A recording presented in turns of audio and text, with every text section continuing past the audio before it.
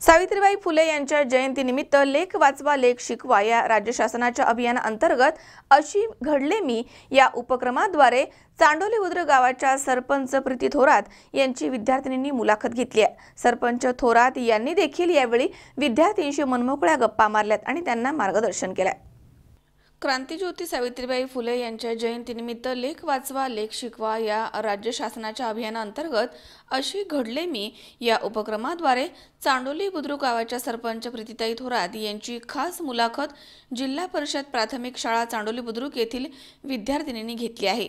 यावेळी सरपंच प्रीती थोरात यांनी विद्यार्थिनींशी मनमोकळ्या गप्पा मारल्यात आणि त्यांच्या विविध प्रश्नांची आत्मविश्वासाने उत्तर दिली आहेत। आपले विविध अनुभव सांगत गावाच्या विकासाचं उद्दिष्ट त्यांनी सांगितलंय।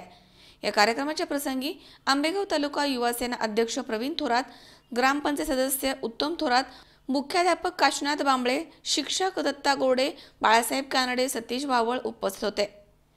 रोहिदास सोनोने, दीपाली आजाव, रुपाली लाळगे, नंदिनी पडवळ, वैशाली थोरात यांनी या कार्यक्रमाचं आयोजन केलं होतं। यावेळी मुलाखतीच्या शेवटी सरपंच प्रीती थोरात म्हणाल्या की आजच्या काळामध्ये शिकल्याशिवाय पर्याय नाही।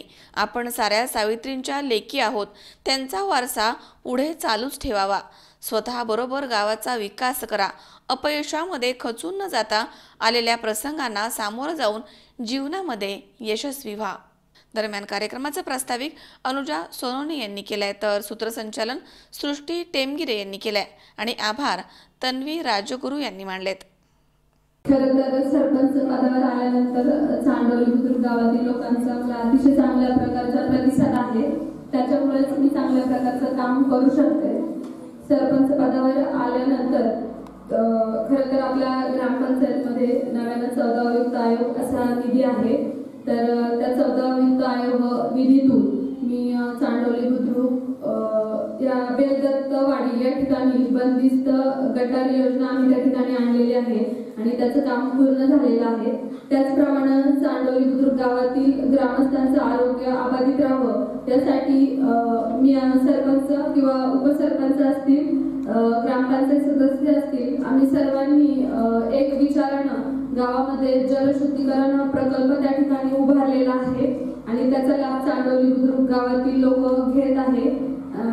त्याचप्रमाणे आताच नवीन वर्षामध्ये आम्ही स्मशान भूमीमध्ये चेंजिंग रूमचं उद्घाटन केलेलं आहे आणि त्याचंही काम प्रगतीपथावर आहे।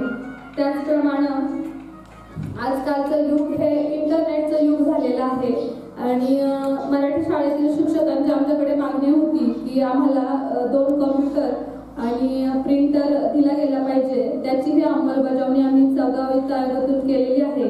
त्याचप्रमाणे मुलांना खेळ हा मुलांच्या अतिशय आवडीचा विषय असतो। तर खेळासाठी काही साहित्य, खेळण्याचं साहित्य आम्ही मराठी शाळेतील मुलांना 14वा वित्त आयोगातून दिलेलं आहे। त्याचप्रमाणे आपल्या चांडोली बुद्रुक गावातील चिकाडे वस्ती या ठिकाणी खूप मोठा ओढा आहे आणि पावसाळ्यामध्ये लोकांचं येण्या जाण्याचं खूप प्रॉब्लेम होत होता। त्या ठिकाणी त्यांची पुलाची मागणी बऱ्याच वर्षापासून होती। तर या संदर्भात आम्ही आंबेगाव तालुका युवा सेना अध्यक्ष प्रवीण पांडुरंग थोरात पाटील यांच्याशी चर्चा केली आणि आम्ही संपूर्ण ग्रामपंचायत टीम आणि अध्यक्ष आम्ही एक दिवस खासदारांकडे गेलो। आपले खासदार शिवाजी दाढेराव पाटील यांच्याशी आम्ही त्या संदर्भात चर्चा केली आणि खासदार साहेबांनी आपल्याला 30 लाख रुपयाचा त्या ठिकाणी साकव पूल मंजूर केला आणि